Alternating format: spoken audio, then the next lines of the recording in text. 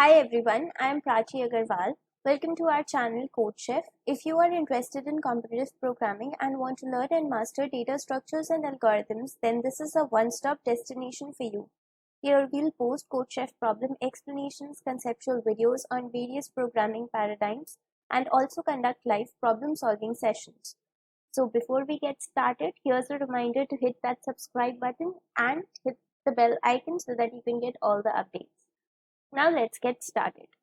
Today we'll be solving the problem obtain the sum, which is a problem from Starters 11, which is of September.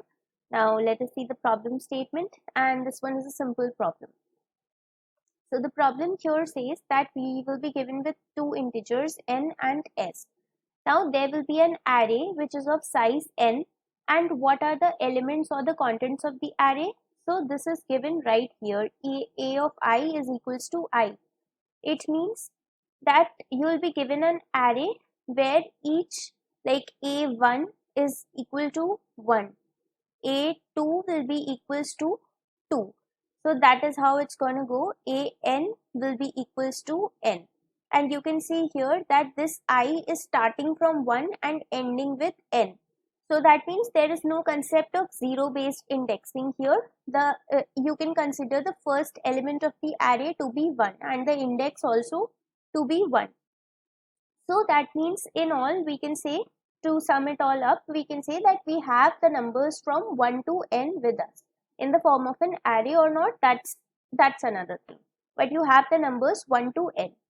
Now what you are required to find is a position in this array such that you can add numbers from a1 up to x minus 1, means one less than that position, and then starting from 1 incremented to that position up to n. So what this basically means is that out of 1 to n numbers, you have to remove one number from it in such a way that the addition of all the leftover numbers is equal to s. So you know what you can do, that you have to add numbers up to x minus 1 and then leave this x position number, and then again start with x plus 1 and go all the way to n. So if you add this and this part, then it should be equal to s. That is what we have to find out. And if there is no such position in the array, or if there is no such number that exists such that you can add these all up and find out the summation as s, then you have to print minus 1. So there can be a very simple solution for this. You actually, if you try to add up all the numbers one by one, and then try to find out that if we remove one number at a time and then see if the answer is coming out to be s or not, this can also be one solution.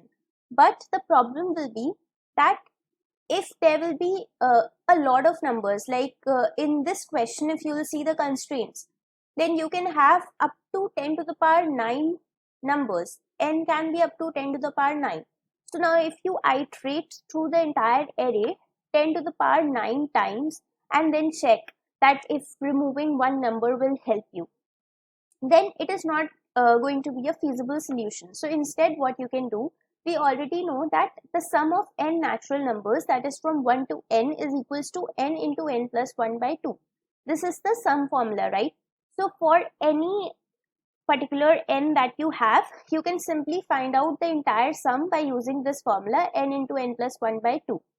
And now what you actually need is, you need the sum to be s by removing just a single number out of 1 to n. So the simple way of doing this could be that you can subtract s from n into n plus 1 by 2. If you subtract this, then you will get the position. Now one more thing that you will have to check with this position, means it actually exists or not. So this position has to be greater than or equal to 1 and less than or equal to n. So if this answer, if this n into n plus 1 divided by n minus s lies in between 1 to n, then you have found out your position, that is, you have found out your x that we were required to find in the question. But if not, If this is not the case, it means that this position does not exist and simply your answer would be -1. So this is how we are going to go about solving this problem. Now I hope that you have understood the solution. We are going to see the input, output and constraints.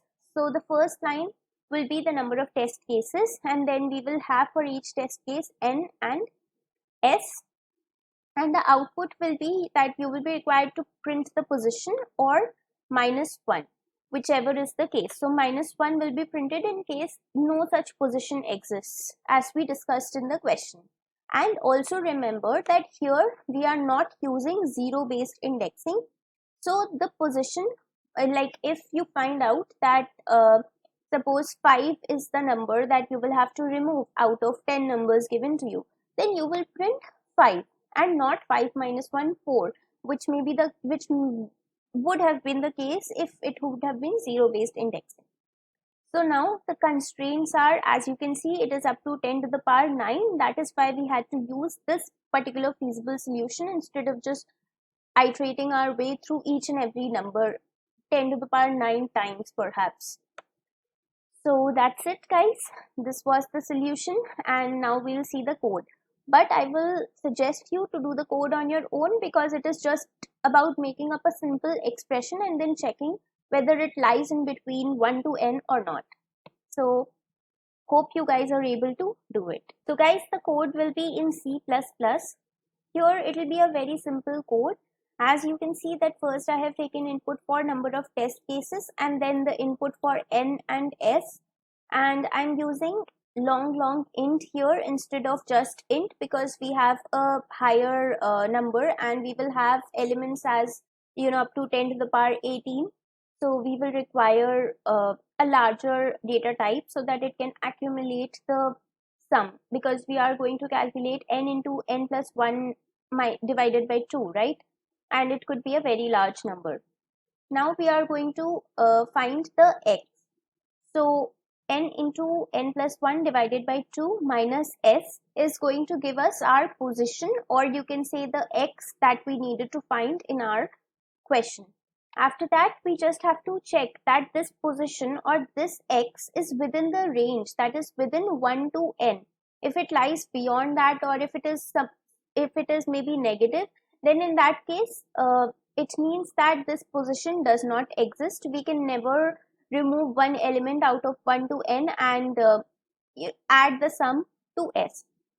This is what it means. So then if this is not true, then we will straight away print -1, and if this particular if condition is true, then we are going to print the position right away.